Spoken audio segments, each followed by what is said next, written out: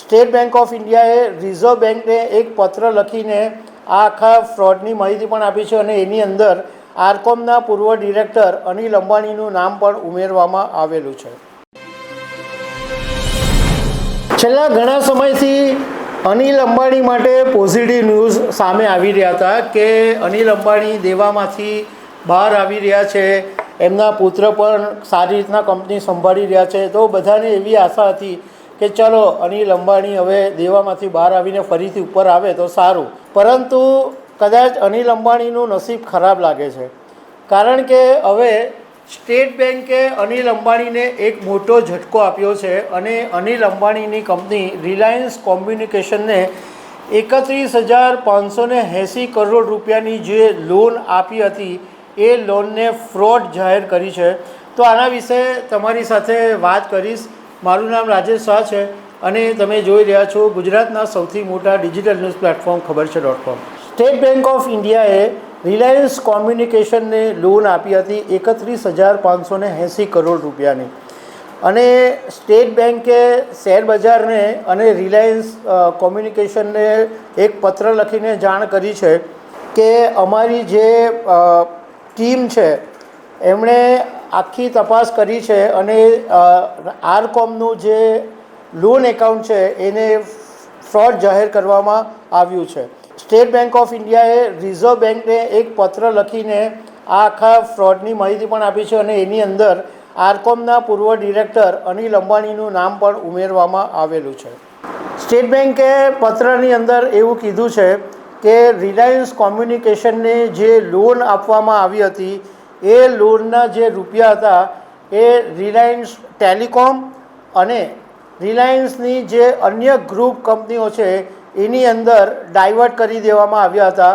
એટલે Reliance communication માટે loan આપેલી પણ એ પૈસા રિલાયન્સ ટેલિકોમ અને અન્ય ગ્રુપ કંપનીઓની અંદર ફેરવી દેવામાં આવ્યા.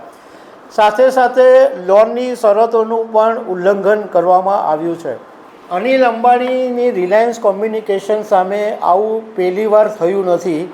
2024માં પણ કેનેરા બેન્કે આરકોમના એકાઉન્ટને ફ્રોડ જાહેર કરેલું, પરંતુ બોમ્બે હાઈકોર્ટની અંદર આ કેસ ચાલેલો અને બોમ્બે હાઈકોર્ટે પછી કેનેરા બેન્કે જે રોક લગાવેલી એ દૂર કરી દેલી. આ એકચ્યુઅલી લોન બહુ જૂની છે.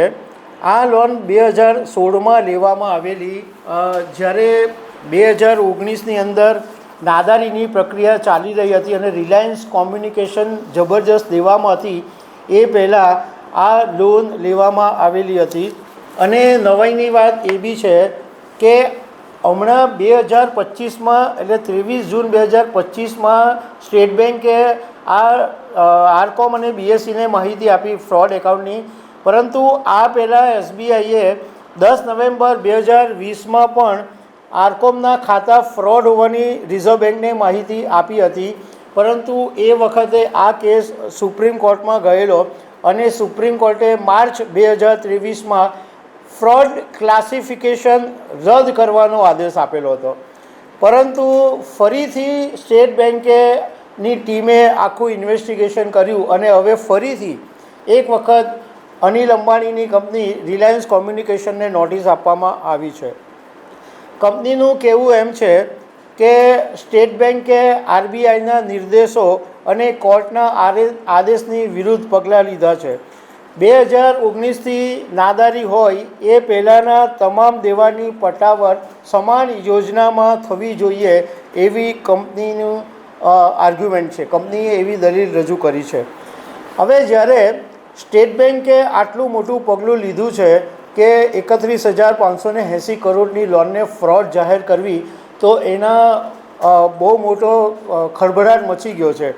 અને હવે આની કંપની પર શું અસર પડે તો કંપની તેમજ એના ડિરેક્ટરોને 5 વર્ષ સુધી બીજી કોઈ બેન્કો અથવા નોન બેન્કિંગ ફાઇનાન્સ કંપનીઓ લોન લેવામાં એટલે લોન મળવામાં કંપનીને મુશ્કેલી થઈ શકે છે.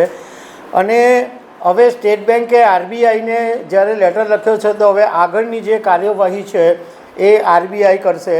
આરબીઆઈએ જેટ એરવેઝના નરેશ ગોયલની સામે પણ આવી જ રીતના અગાઉ કાર્યવાહી કરેલી હતી. હવે રિલાયન્સ કોમ્યુનિકેશનનો જે શેર છે એનો ભાવ માત્ર 1.57 રૂપિયા છે અને 30 જૂન પછી એમાં કોઈ ટ્રેડ પડવાના બંધ થઈ ગયા છે.